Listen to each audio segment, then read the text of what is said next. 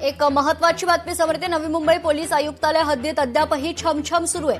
Navi Mumbai police आयुक्तालय हद्दीत नियमांचं उल्लंघन करून डान्स बार सुरू असल्याची माहिती समोर आली आहे। फक्त डान्स बारच नाही तर मोठ्या प्रमाणात क्लब्स देखील सुरू आहेत आणि झोन 1 या ठिकाणी नियमांचं उल्लंघन करून डान्स बार सुरू आहेत, तर झोन 3 येथील खरतर खांदेश्वर, सुखापूर, कामोठे आणि ऑनलाईन या ठिकाणी क्लब सुरू आहेत। पोलिसांकडून कोणत्याही प्रकारची ठोस कारवाई केली जात नसून कोणाच्या आशीर्वादाने हे सर्व सुरू आहे असा प्रश्न उपस्थित होतोय।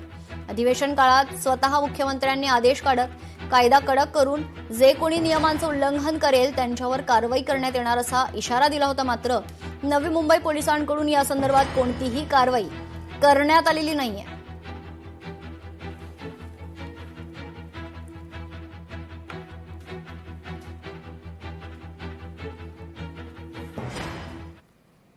एफडीए आयुक्तांच्या बदलीबाबत तुकाराम मुंढेंनी प्रतिक्रिया दिली आहे। सरकारवर पूर्ण विश्वास म्हणूनच नोकरी करतोय।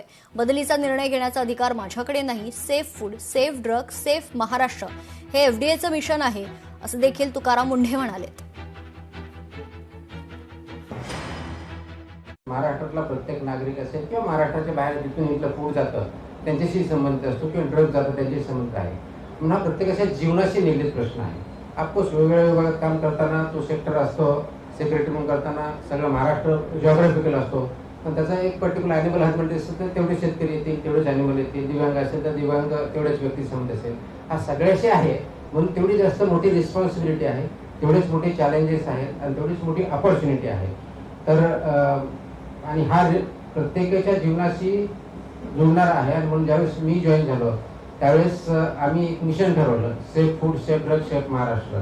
तर त्या दृष्टिकोनातून आमचं काम करण्याचा प्रयत्न चालू आहे। याच्यामध्ये फूड बिझनेस ऑपरेटर किंवा इस्टॅब्लिशमेंट लायसन्सी आहेत, रेग्युलेटर म्हणून आम्ही आहोत आणि नागरिक सर्वजण आहेत। हे सर्वांनी मिळून एकत्र जर काम केलं तर मला वाटतं खूप मोठ्या प्रमाणात भर पडू शकतो। त्या दृष्टिकोन या डिपार्टमेंटकडे मी बघतो। लोकशाही मराठी ऐका, पहा, जागरूक रहा।